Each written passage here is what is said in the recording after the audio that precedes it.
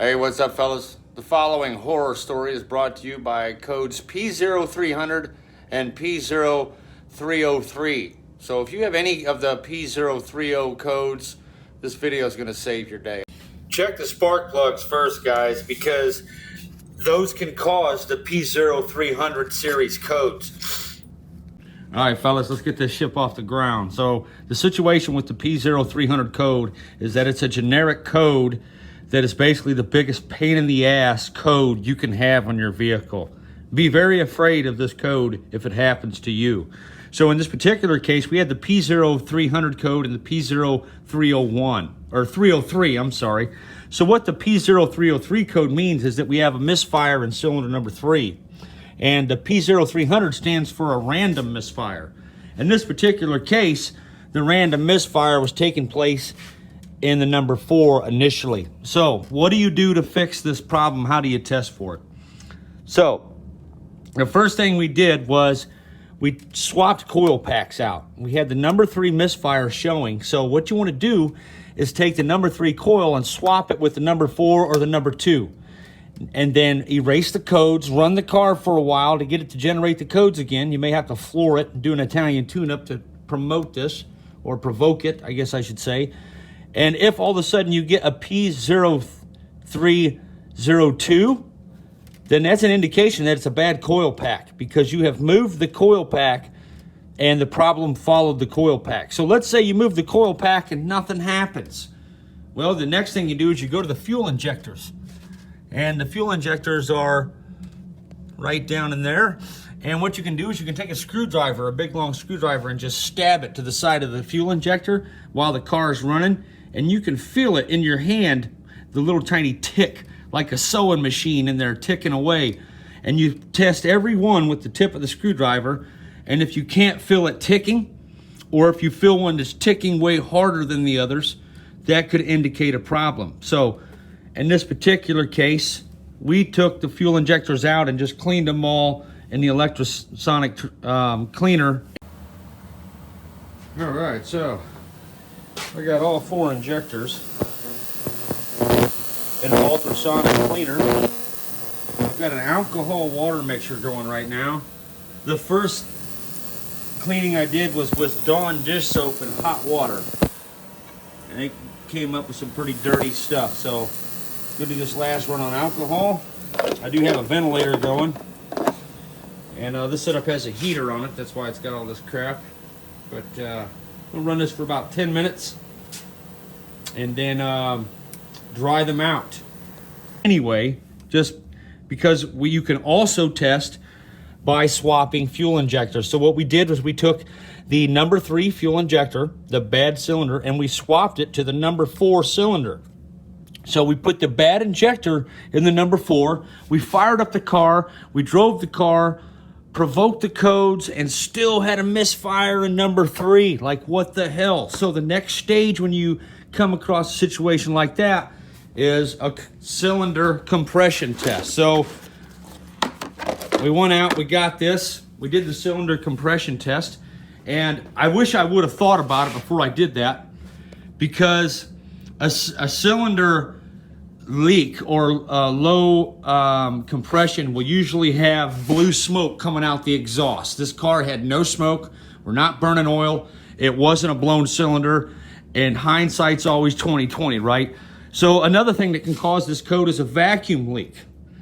However, a vacuum leak goes away when the engine's running at speeds. So if the problem is only present during idle, if it idles bad, if it dies at a stoplight and stuff like that, what you can do is take a bottle of water and you spray it all over the intake and all over the exhaust lines of the engine, just kind of like that. And you can actually hear the water being sucked into the engine, and that'll help you locate whether or not it's an intake leak. So in this case, we sprayed water all over the number 3 cylinder exhaust or intake gasket, and it did not make the engine sputter. Now, some people spray brake cleaner or carburetor cleaner all over the engine. I don't recommend that. Don't do that. That's a terrible idea. You're just dying for an accident, especially because, guys, sometimes there's a spark chipping out of the top of these coil packs, and any good mechanic can tell you that. So you get a good vapor cloud going in here, and you get a levy ignition, then all of a sudden the engine's on fire, and then what good are you? So just use a bottle of water. So in this particular case, we didn't bother with that because a good mechanic can tell you that, which I'm not, will tell you that once you rev the engine, if the problem goes away, it's not a vacuum leak issue, because as soon as the throttle is opened on some of these cars, the throttle body opens all the way on my car as soon as you barely touch the gas. So there's no vacuum in there anyway. Not as much as it is, but when the car is idling, the butterfly valve in the throttle body is closed, giving you the high vacuum, and once you hit the accelerator, that goes away. So let's shut up about that. The fuel injector swap didn't work.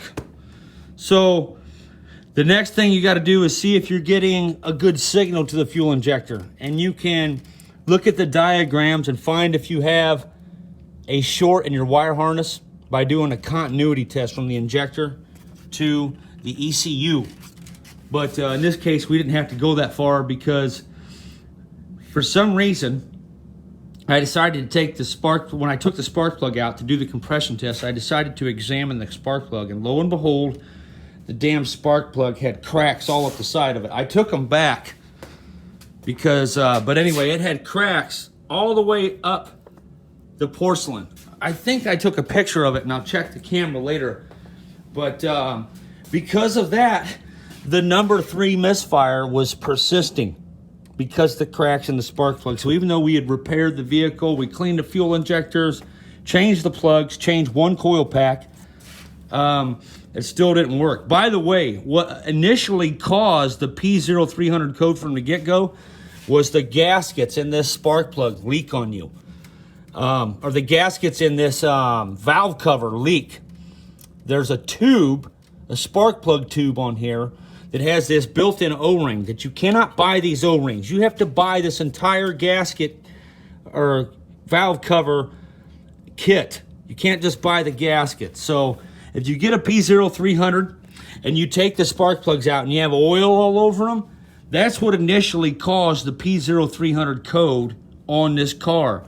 But when I went to fix it, the person who owns this car bought the cheapest spark plugs you can get, and I got one that was already broken for me, and I didn't know. So I've been chasing a demon that I'd already overlooked. So good thing that I did a compression test and examined that spark plug. Had I not looked at that spark plug, I'd still be chasing parts, and we would have taken this into a mechanic who would have told us the damn Canuten valve was broke and it bent the Johnson rod. So who knows how much that would have cost.